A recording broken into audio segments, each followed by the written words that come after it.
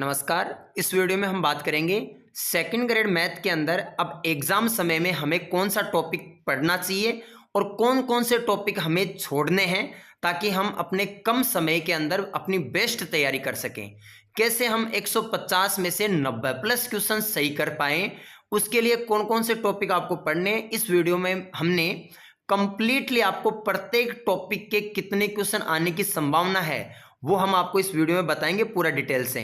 साथ में पहले आपको ये भी बताएंगे कि कौन कौन से टॉपिक आपको पढ़ने हैं और कौन कौन से टॉपिक से कितने क्वेश्चन आ सकते हैं जो आपकी स्कोरिंग और आपके लिए बेस्ट रहेंगे। 11th-12th पार्ट में क्या रहेंगे और उसके बाद में इधर नीचे अपन बात करेंगे कि आपके कॉलेज वाले पार्ट में आपके स्कोरिंग और बेस्ट टॉपिक कौन सा है। कंप्लीटली वीडियो के अंदर आपको सारी चीजें, सारी डिटेल्स आपको समझा दी जाएगी। कई बार ऐसा होता है कि हम ऐसा पार्ट पढ़ते रहते हैं जिसको पढ़ने का कोई मीनिंग नहीं है, उसमें फालतू में टाइम खराब करने की आपको आवश्यकता नहीं है।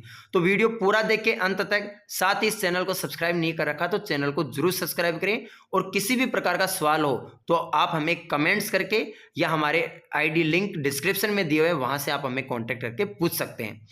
अब आप जब सेकंड ग्रेड मैथ की फाइनल एग्जाम ओरिएंटेड तैयारी कर रहे हो तो इस समय सबसे महत्वपूर्ण चीज ये रहती है कि अब एग्जाम समय हमें कौन से टॉपिक को स्पेशली फोकस करना चाहिए जिनको पढ़कर हम अपना स्कोर 150 में से 90 प्लस क्वेश्चन सही कर सके सेकंड पेपर मैथ वाले के अंदर।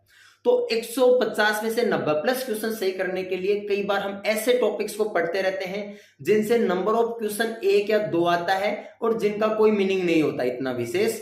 तो हमें विशेष तौर से उन टॉपिक को ज्यादा फोकस करना है जिनमें स्कोर बहुत अच्छा हो और जिनके क्वेश्चन गलत होने की संभावना बिल्कुल ना हो। वो कौन से टॉपिक है वो मैं स्टेप बाय स्टेप कंप्लीटली यहां इस वीडियोस के अंदर आपको बताने वाला हूं। पर्टिकुलर मैंने पूरी लिस्ट बनाई है, तैयार की है। सेकंड ग्रेड 2018, सेकंड ग्रेड 2016 और सेकंड ग्रेड 2014 के जो पेपर आपके लगे थे उनको बेस बनाकर और फिर हमने टॉपिक सेलेक्ट किए हैं कि कौन से टॉपिक में से कितने क्वेश्चन आ रहे हैं, कौन से टॉपिक आपको एग्जाम टाइम में पढ़ने चाहिए। एग्जाम जब आपके पास कम समय बच रहा है तो उस टाइम ये टॉपिक पढ़ो और कौन से टॉपिक आप बिल्कुल अवॉइड कर दो, उनको पढ़ने का इस समय कोई औचित्य नहीं है। आप फालतू में उन टॉपिक में अपना समय खराब करके और अपने जो सिलेक्शन है उसमें कहीं ना कुछ कमी छोड़ सकते हो। इसलिए ऐसी गलती, ऐसी बेवकूफी बिल्कुल ना करें। लास्ट समय में वो टॉपिक विशेष तौर से पढ़े जो स्कोरिंग हो और जो बेस्ट टॉपिक हो जिनमें क्वेश्चन किसी भी प्रकार से आपका गलत ना हो। तो चलो वीडियो कंप्लीटली स्टार्ट करते हैं। उस सभी से पहले आप सबसे रिक्वेस्ट है कि आपने अगर ये आरपीएससी सर नाम से जो चैनल है अगर इसको आपने सब्सक्राइब नहीं किया तो सबसे पहले इस चैनल को सब्सक्राइब करें और साथ ही अगर आपको कुछ भी पूछना हो मेरे से पर्सनली तो मेरे लिंक डिस्क्रिप्शन में दिया हुआ है मेरा, आप वहां से मुझे कांटेक्ट करके पूछ सकते हो। तो चलो वीडियो स्टार्ट करते हैं। सबसे पहले बात करते हैं 150 में से 90 प्लस क्वेश्चन हमें सही करने हैं, वो भी प्योर एक्यूरेसी के साथ। तो वो कौन से 90 क्वेश्चन आपको विशेष तौर से फोकस करने हैं तो 1 बाय 1 स्टेप बाय स्टेप मैं आपको इस वीडियो में बताने जा रहा हूं। तो आप देखते रहे पूरा वीडियो अंत तक। सबसे पहले देखो, जो आपका 11th-12th पार्ट वाला जो पार्ट है उसमें आप एक कॉपी और पेन लेके ये नोट कर लीजिए। आपको देखो ये आपके लिए बेस्ट और स्कोरिंग टॉपिक है। इनके अंदर अगर आप इन टॉपिक को फोकस करोगे तो ज्यादा बेटर रहेगा। लास्ट में मैं आपको बता दूंगा कि कौन से टॉपिक आपको छोड़ने हैं। पहले वो टॉपिक बता रहा हूं जो आपको अब लास्ट समय में रिवीजन करने हैं, ज्यादा फोकस करने हैं। तो देखो पॉइंट वाला जो टॉपिक है इससे लगभग 4 क्वेश्चन आ रहे हैं तो पॉइंट आपको पढ़ना है। प्रोबेबिलिटी जो आपका है और स्टैटिक्स जो है इन दोनों के मिलाकर 8 क्वेश्चन आते हैं। प्रोबेबिलिटी और स्टैटिक्स को मिलाकर 8 क्वेश्चन आते हैं क्योंकि इसके अंदर जो लास्ट के अंदर पर्सनल और माध्य देकर पी का मान ज्ञात करना, क्यू का मान ज्ञात करने वाला क्वेश्चन है वो अपन प्रोबेबिलिटी में मानते हैं। तो उस स्थिति में प्रोबेबिलिटी से कई बार 5 हो जाते हैं तो स्टैटिक्स से 3 हो जाते हैं। तो दोनों से अगर कंबाइंड बात करें तो प्रोबेबिलिटी और स्टैटिस्टिक्स में से टोटल सांख्यिकी जो आपका है माध्य का बहुलक, इनसे टोटल आपके 8 क्वेश्चन आएंगे। ठीक है, तो 2 ये टॉपिक पढ़ें। उसके बाद में वेक्टर वाला जो पार्ट है 11th और 12th वाला जो वेक्टर वाला जो पार्ट है उसमें से 4 क्वेश्चन आने की संभावना है। तो वेक्टर आपको विशेष तौर से पढ़ना है। 3D जो है 3D के अंदर आपको कोई पर्टिकुलर कॉन्सेप्ट, पर्टिकुलर टाइप अगर टफ लगती है उसको अवॉइड कर दीजिए, लेकिन 3D आप बिल्कुल छोड़े नहीं, अलग से ना छोड़े, क्योंकि 3D से 4 क्वेश्चन आ रहे हैं। ठीक है, तो 3D और वेक्टर पढ़ें। उसके अलावा मैट्रिक्स जो आपकी है, मैट्रिक्स के अंदर भी आपके 4 क्वेश्चन आपको देखने को मिलेंगे। तो मैट्रिक्स के कितने क्वेश्चन आएंगे? 4 क्वेश्चन आपके मैट्रिक्स के आएंगे। ठीक है, तो मैट्रिक्स और डिटरमिनर भी आपको इसमें विशेष तौर से पढ़ना है। उसके बाद में ये वो टॉपिक बता रहा हूं जो आपको लास्ट समय में पढ़ना है। फिर बाकी जो टॉपिक है उनको आप सेकेंडरी रखें, उनको आप सेकेंडरी रखें। प्राइमरी जो है वो आप इनको रखें। परम्यूटेशन एंड कॉम्बिनेशन, परम्यूटेशन और कॉम्बिनेशन से यहां मैंने 2 क्वेश्चन लिखे हैं, 2 क्वेश्चन फिक्स है यहां पर, लेकिन यहां से 3 क्वेश्चन भी आ सकते हैं। 2 और 3 के समथिंग क्वेश्चन आते हैं परम्यूटेशन और कॉम्बिनेशन में, जिनमें एक क्वेश्चन फिक्स जो आपको मैंने बता रखा है, रैंक ऑफ वर्ड का क्वेश्चन फिक्स होता है, जो यहां से पूछने की 100% संभावना रहती है। सेकंड ग्रेड 2011, 14 और 16 और 18 में से 4 बार में से रैंक ऑफ वर्ड का 3 बार क्वेश्चन आ चुका है, तो इसको विशेष तौर से ध्यान रखें। उसके अलावा बाइनोमियल वाला टॉपिक बिल्कुल ना छोड़े। बाइनोमियल में मैंने आपको टोटल 12 से 13 टाइप के क्वेश्चन करवा रखे हैं। 12-13 टाइप के अंदर आपको बाइनोमियल मैंने पढ़ाया था, आप केवल वो टाइप पढ़ लें, सफिशिएंट है। क्रमचय, संचय और बाइनोमियल, इन दोनों के अंदर आप मेरे नोट्स पढ़ लेना, सफिशिएंट है। उसके अलावा आपको एक्स्ट्रा पढ़ने की आवश्यकता नहीं पड़ेगी। ठीक है, तो इसलिए ज्यादा टेंशन ना ले, नोट्स वाला भी कर लोगे तो काम बढ़िया से हो जाएगा, बढ़िया इसके क्वेश्चन सही हो जाएंगे। उसके बाद में कॉम्प्लेक्स नंबर से भी जो क्वेश्चन है, यहाँ 2 क्वेश्चन तो फिक्स है कि कॉम्प्लेक्स नंबर से 2 क्वेश्चन आते हैं, लेकिन 3 क्वेश्चन भी आ जाते हैं, 2 से 3 क्वेश्चन कॉम्प्लेक्स नंबर से आते हैं। तो कॉम्प्लेक्स नंबर में जो आपको मैंने नोट्स में जो टाइप करवा रखी थी वो देख लेना, उनको ध्यान से देख कर जाना, वो कर लोगे तो कॉम्प्लेक्स के इजी टाइप के कॉन्सेप्ट बेस्ड क्वेश्चन होते हैं, सफिशियंट है। यहाँ से ध्यान रखो, ये जो आपको पार्ट बता रहा हूँ मैं, ये वाला जो पार्ट बता रहा हूँ, इसमें आप केवल नोट्स पढ़ लोगे तो काम बढ़िया से हो जाएगा। ठीक है, उसके बाद में अपन बात करते हैं स्ट्रेट लाइन। स्ट्रेट लाइन के 2 क्वेश्चन है, एक question pair of straight line का भी आता है। पेयर ऑफ स्ट्रेट लाइन में मैंने आपको 6 टाइप लिखवा रखी है, मात्र 6 टाइप बता रखी है। आप केवल वो 6 टाइप तो कम से कम पढ़ के जाना, ठीक है, क्योंकि सेकंड ग्रेड के अंदर आपके मैंने बोला था अब तक पेयर ऑफ स्ट्रेट लाइन से 3 क्वेश्चन आए हुए हैं पेयर ऑफ स्ट्रेट लाइन के, तो वो तीन क्वेश्चन जो आए हैं वो आपके उन 6 टाइप में से हैं। तो अगर आप वो 6 टाइप कर लोगे तो पेयर ऑफ स्ट्रेट लाइन का क्वेश्चन हो जाएगा। और स्ट्रेट लाइन तो एकदम बेसिक होता है, अगर आप टाइप समझ के जाओगे तो आपका स्ट्रेट लाइन का क्वेश्चन गलत नहीं होगा। सर्किल वाला टॉपिक आप फर्स्ट प्राइमरी भी, जिन्होंने सर्किल बहुत अच्छा है वो प्राइमरी रखें, जिनका बहुत अच्छा नहीं है वो प्राइमरी रखे, जिनका बहुत अच्छा नहीं है वो इसको सेकेंडरी रख सकता है सर्किल वाले टॉपिक को। हालांकि सर्किल वाला टॉपिक इजी है, इतना टफ नहीं है, लेकिन कुछ बच्चों को ज़्यादा टफ भी लग सकता है, कुछ को इजी लग सकता है, वो आपकी स्टडी पर डिपेंड करता है। तो आप इसको प्राइमरी में भी रख सकते हैं और सेकेंडरी में भी रख सकते हैं। तो आपको मैं देखो टोटल क्वेश्चन भी करवाता जाता हूँ, 4, 4, 8, 4, 12 स्टेट सांख्यिकी वाले, और 4, 16 और 3D वाले 4, 20 क्वेश्चन तो यहाँ हो गए, और 4 क्वेश्चन आपके मैट्रिक्स के। ठीक है, 20 और 4 24 क्वेश्चन, 24 2 पीएनसी के, 24 और 2 26, 2 बाइनोमियल के, 28 2 कॉम्प्लेक्स के, कितने हो गए 30, और 2 स्ट्रेट लाइन के, 30 और 2 32, और 2 सर्किल के। सर्किल वाले एक बार छोड़ देते हैं, यानी कि यहां से आपके 32 क्वेश्चन निकल कर आ रहे हैं, यानी 32 क्वेश्चन आपको कहां से उठाने हैं, सीधे सीधे कौन से पार्ट से उठाने हैं, 11th-12th पार्ट से। आप ये 32 क्वेश्चन का मैटर एकदम क्रिस्टल क्लियर कर लो, एकदम शानदार तरीके से तैयार कर लो, नोट्स पढ़ लो, बढ़िया से काम हो जाएगा। कोई एक्स्ट्रा आपको ध्यान देने की आवश्यकता नहीं है कि मैं ये पढ़ूँ वो पढ़ूँ, नोट्स पढ़ लो। कॉन्सेप्ट अगर अच्छे हैं, हर टाइप के 2-3 क्वेश्चन कर लीजिए, लास्ट टाइम में सफिशिएंट होती है तैयारी। उसके बाद में अब पढ़ते हैं अपन 11th-12th वाले पार्ट में चलते हैं। 11वीं और 12वीं वाले पार्ट के बाद में अब कॉलेज वाले पार्ट में देखते हैं। कॉलेज वाले पार्ट में हमें कौन कौन सा पार्ट को फोकस करना है वो देखिए, यहाँ पर समझ सकते हैं। कॉलेज वाले पार्ट में देखो, एलपीपी और एनए, इन दो को तो यूं मान लो कि भगवान मान लो अपने।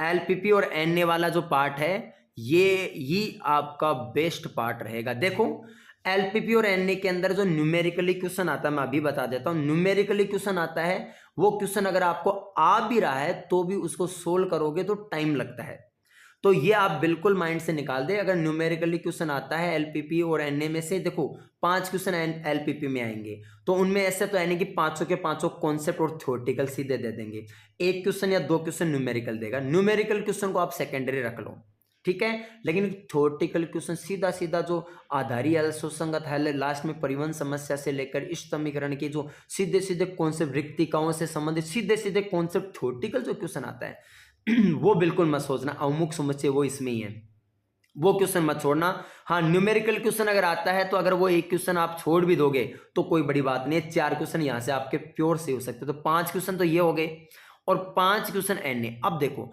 एनए आपको छोड़नी नहीं है। बहुत सारे बच्चे कहते हैं कि सर एनए टफ है, एनए टफ नहीं है। अगर एनए आप अगर बुक से पढ़ते हो तो बहुत इजी लगेगी, इतनी ज़्यादा टफ नहीं है। हाँ, एनए के अंदर मैं भी बता देता हूँ, 5 में से 3 क्वेश्चन कॉन्सेप्ट बेस या बेसिक टाइप का क्वेश्चन क्या आएंगे, वो 3 तो आपके प्योर से ही हो जाएंगे। 2 क्वेश्चन हो सकते हैं ज़्यादा कैलकुलेशन वाले हों, उस स्थिति में आपसे ना हो, वरना वो भी हो जाएंगे, ठीक है ना। तो प्रीवियस ईयर के थोड़े से ध्यान में रखते हुए अगर आप करोगे तो एनए का बहुत अच्छा पेपर जाएगा। एनए में घबराने की जरूरत नहीं, एक बार आप बुक से पूरा का पूरा रिवाइज कर दीजिए, फिर उसका सीधा सीधा क्वेश्चन सही होगा। तो एलपीपी और एनए कॉलेज वाले पार्ट में आपको कौन कौन सी करनी है, एलपीपी और एनए। लास्ट में मैं बताऊंगा कि छोड़ना कौन सा है।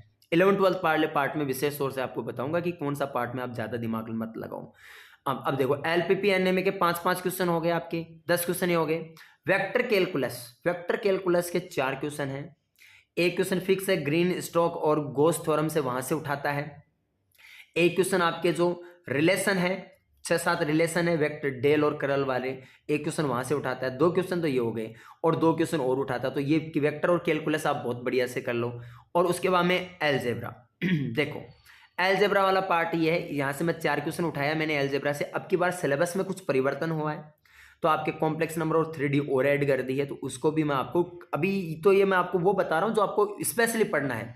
आगे पूरा डिटेल 1 बाय 1 प्रत्येक टॉपिक के अलग अलग भी बात करेंगे वाले हैं। तो एलजेब्रा के कितने 4 क्वेश्चन, तो एलजेब्रा आप पढ़ लो, रिवीजन लगा दो, प्रीवियस ईयर के क्वेश्चन एलजेब्रा के सारे पढ़ लेना, ठीक है। फर्स्ट ग्रेड और सेकंड ग्रेड में आए हुए यहाँ से क्वेश्चन रिवाइज होता है। कॉम्प्लेक्स एनालिसिस जो अब की बार नई ऐड हुई है, कॉम्प्लेक्स एनालिसिस सम्मिश्र विश्लेषण। कॉम्प्लेक्स एनालिसिस में जो फर्स्ट ग्रेड के अंदर आए हुए क्वेश्चन है, जो इस बार सेकंड ग्रेड के सिलेबस में जो पार्ट में है, फर्स्ट ग्रेड में आए हुए क्वेश्चन सारे रिवाइज कर देना।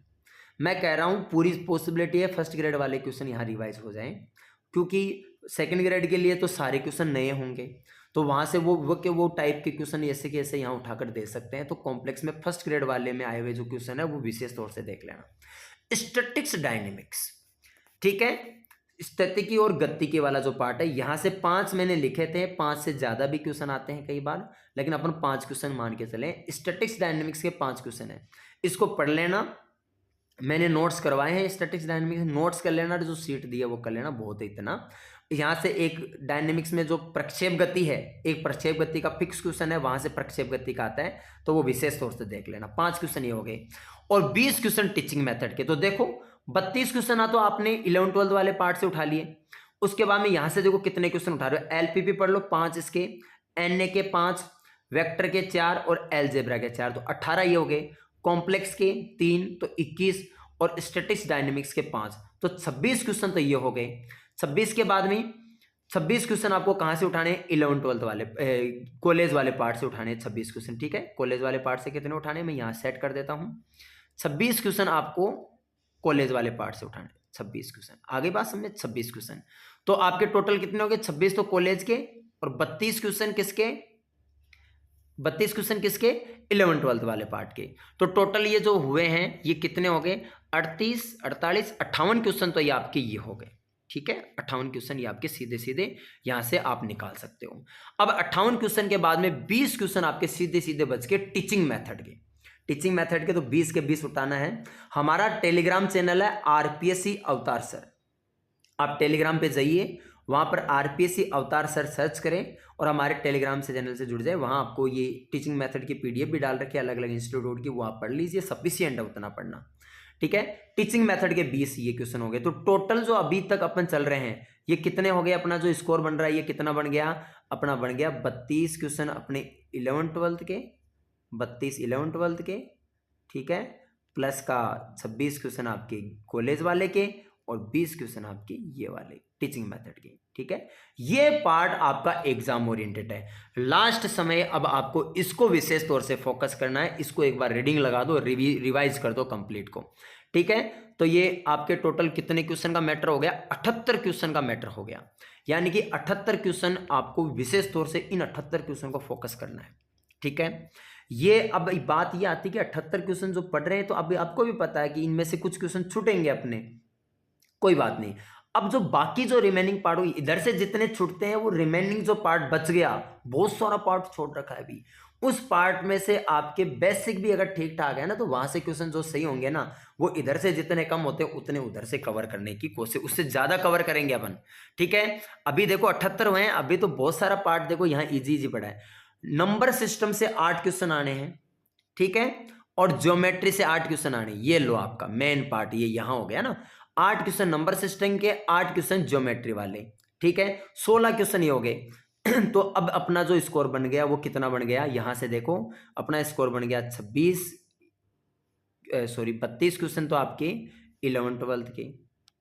ठीक है, 26 क्वेश्चन आपके कॉलेज के, 20 क्वेश्चन आपके टीचिंग मेथड के, प्लस 16 क्वेश्चन आपके 10th लेवल मैथ के।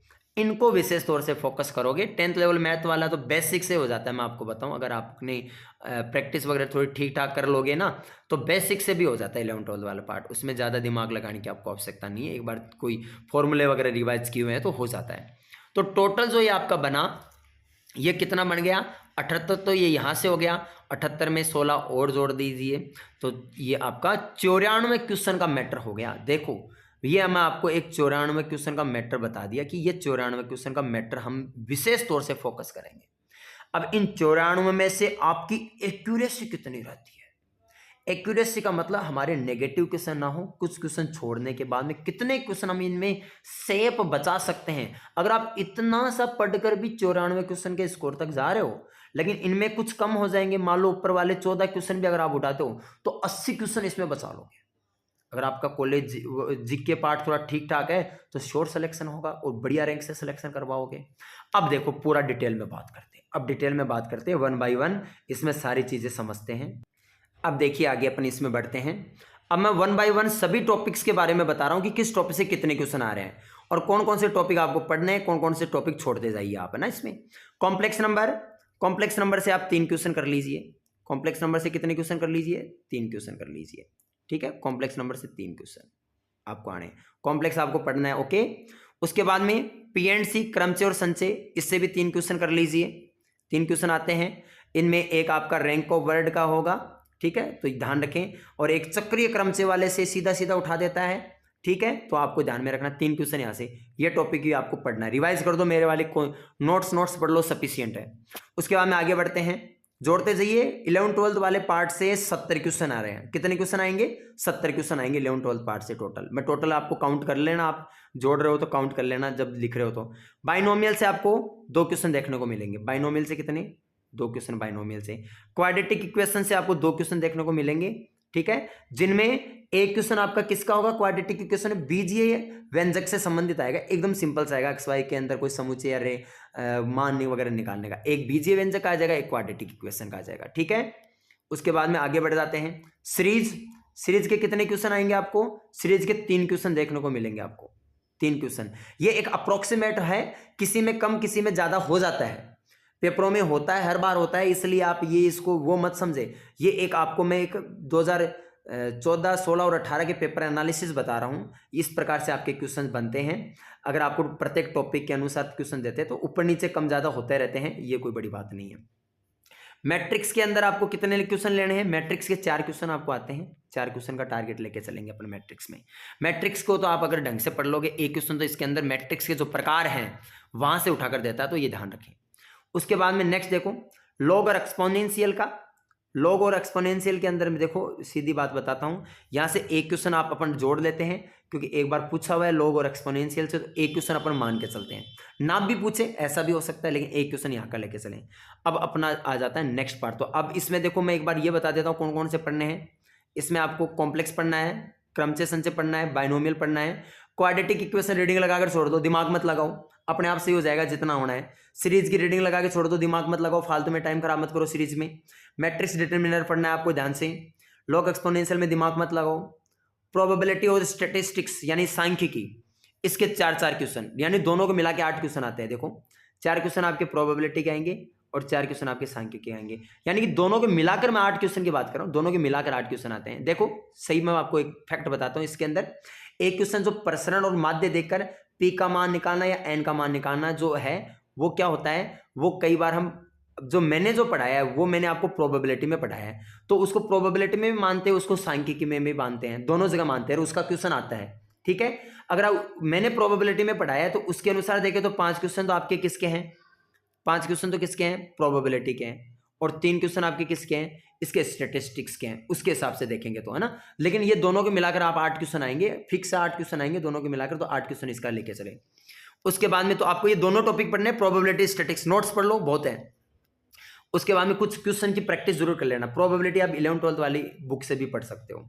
उसके बाद में देखो 2D वाला पार्ट, 2D के अंदर जो आपका पॉइंट है, 2D वाला मैं पूरा एक साथ ही बता देता हूँ। यहाँ पर ये लो मैं सेट कर देता हूँ। 2D के अंदर पॉइंट के आपके कितने क्वेश्चन है, 4 क्वेश्चन है, जिनके अंदर वो आपका ट्राइंगल भी सेट हो गया है। ठीक है, त्रिभुज जिसमें आपका लंब के अंदर, केंद्रक, परिकेंद्र, अंतर के अंदर वो भी शामिल है। 4 क्वेश्चन आपके किसके आ गए, पॉइंट के। 2 क्वेश्चन आपके किसके आ गए, स्ट्रेट लाइन के, मैं टिक करता जाता हूं। 1 क्वेश्चन आपका पेयर ऑफ स्ट्रेट लाइन का आ गया। सर्किल के आपके 2 क्वेश्चन आ गए, सर्किल के 2 क्वेश्चन आ गए। ठीक है, और आपका जो नीचे वाला जो पार्ट है पूरा का पूरा कंप्लीटली पैराबोला, इलिप्स और हाइपरबोला, इसके 3 क्वेश्चन आते हैं। अब इनमें पढ़ना कौन सा, विशेष तौर से फोकस जो आपको करना है, विशेष तौर से फोकस आपको जो पार्ट करना है वो मैं आपको बताता हूं। इसमें आपको पॉइंट पढ़ना है और स्ट्रेट लाइन पढ़ना है। ठीक है, पेयर ऑफ स्ट्रेट लाइन, जिनके पास मेरे नोट्स हैं वो नोट से पढ़ लेना, 5 से जो सूत्र है वो याद कर लेना। ये 3 टॉपिक विशेष फोकस करो। नीचे वाले पार्ट में टाइम खराब मत करो, ये वाला पार्ट है ना टाइम खराब करने वाला होता है। हाँ, मैं अवॉइड करने के लिए नहीं बोल रहा, मैं कह रहा हूँ विशेष उनको फोकस करो, ऊपर वाले पार्ट को। नीचे वाले पार्ट को तो रीडिंग लगाओ फटाफट, ज्यादा ये उलझने की आवश्यकता नहीं है, ये स्कोरिंग पार्ट नहीं होता है। यहां से मैं आपको देखो हकीकत बता देता हूँ, इलिप्स से ऐसा भी होता है क्वेश्चन ना भी आए। ठीक है, अति प्रबल से ऐसा भी होता है क्वेश्चन नहीं आए। ठीक है, तो इनमें से कई बार कोई से ऐसे कई बार 3 क्वेश्चन आने की कोई विशेष आवश्यकता नहीं है, 2 क्वेश्चन भी आ सकता है, लेकिन यहाँ से ये 3 क्वेश्चन का मैटर पार्ट है। तो ये आप क्वेश्चन टोटल जोड़ लीजिए, टोटल 70 क्वेश्चन हो जाएंगे आपके। उसके बाद में ये पैराबोला ये दोबारा आ गया। हाँ, अब आगे बढ़ते हैं इसमें। 3D और वेक्टर के मैंने आपको पहले भी बता चुका हूँ। 3D के कितने यहाँ पर है, 3D के 4 क्वेश्चन, 3D के 4 क्वेश्चन और वेक्टर के भी कितने 4 क्वेश्चन। एक सेकंड रुके, इसमें 3D और वेक्टर को एक बार रुके। 3D के और वेक्टर के, हाँ ओके, यहाँ पर देखो 3D के 5 क्वेश्चन, 3D के 5 और वेक्टर के भी 5, दोनों के 5-5 क्वेश्चन लेके चलने आपको। ठीक है, 3D के 5 क्वेश्चन और वेक्टर के भी 5 क्वेश्चन, दोनों के 5-5 क्वेश्चन है। समझ में आ गया, 3D के 5 और वेक्टर के 5। 3D के अंदर एक क्वेश्चन फिक्स होता है, किसका, दिक्कोजा और दिक् अनुपात का एक क्वेश्चन फिक्स आता है। उसके बाद में आ जाते हैं set relation function.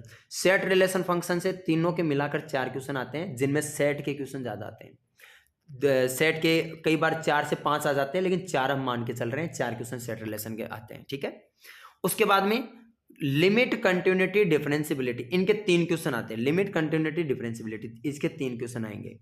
Limit, continuity, differentiability के 3 क्वेश्चन आएंगे। अब देखो यहाँ क्या पढ़ना आपको, यहाँ इनमें आपको 3D पढ़ना है, ध्यान दें, 3D पढ़ना है, वेक्टर पढ़ना है।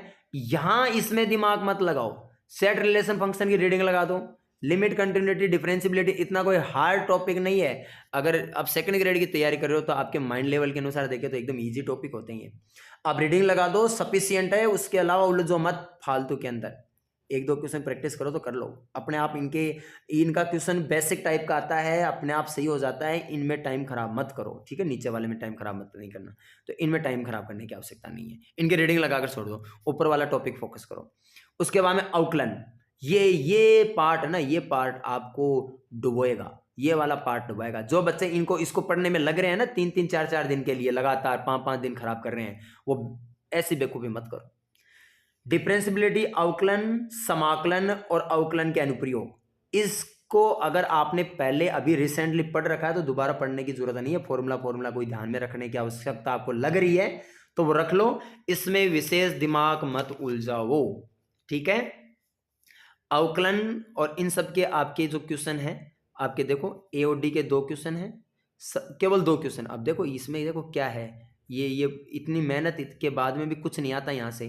2 क्वेश्चन आते हैं एओडी के, एक मैक्सिमा मिनिमा का आएगा जो क्वेश्चन ऐसे ही सही हो जाता है। समाकलन के 2 क्वेश्चन आते हैं जो पढ़ने की आवश्यकता नहीं पड़ती, अगर सिंपल टाइप का आएगा तो हम कर देंगे, और टफ टाइप का आएगा, टाइम खाने वाला आएगा, तो वो वैसे भी छोड़ना ही पड़ेगा। अवकलन के 2 क्वेश्चन आते हैं, कई बार इजी आ जाता है, कई बार कोई कॉन्सेप्ट टाइप का आता है, ठीक है, ग्रेटेस्ट इंटीजर फंक्शन वगैरह से। तो सिग्नम फंक्शन अगर वो आपके अगर अच्छे हैं तो आपका सही हो जाएगा। ये इनके क्वेश्चन अगर इजी टाइप का आएगा सही हो जाएगा, टेंशन मत लो, फालतू में इनमें टाइम खराब मत करो, इनकी बस रीडिंग लगा के छोड़ो। अब लास्ट टाइम ये पढ़ने वाले टॉपिक नहीं है, आप इनके अंदर टाइम वेस्ट कर रहे हो। डिफरेंशियल इक्वेशन अच्छा टॉपिक है। डिफरेंशियल इक्वेशन के आपके 2 क्वेश्चन यहाँ पर, 2 क्वेश्चन आपके डिफरेंशियल इक्वेशन को देखने को मिल जाएंगे, 2 से ज़्यादा ही मिलते हैं वैसे देखो मैं सच बताऊं तो, लेकिन 2 क्वेश्चन आपको डिफरेंशियल इक्वेशन के और 2 क्वेश्चन एरिया के। एरिया के 2 क्वेश्चन है यहाँ पर।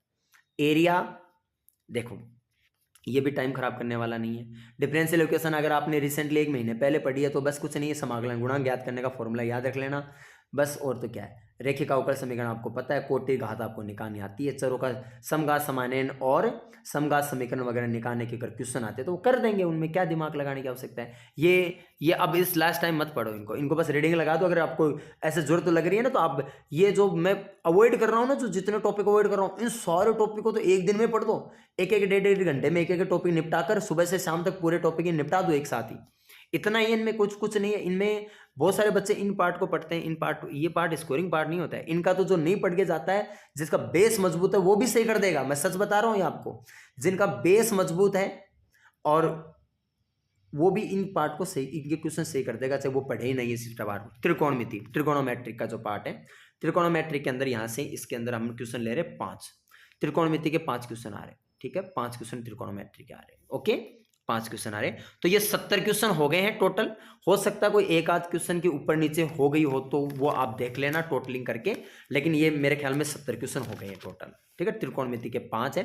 त्रिकोणमिति भी देखो, अब क्या बताएं त्रिकोणमिति के बारे में। त्रिकोणमिति के अंदर अगर आपने टाइप के अनुसार अगर इसको समझ रखी है, पढ़ रखी है, तब तो इजी है। यहाँ से एक यूनियन अवनमन कोण, अवनमन और यूनियन कोण का एक क्वेश्चन आता है, पहले प्रैक्टिस की हुई होगी, हो जाते हैं क्वेश्चन यूनियन अवनमन कोण के आराम से, गति से रिलेटेड कुछ होता है एंगल वगैरह का तो आराम से समझ में आ जाता है।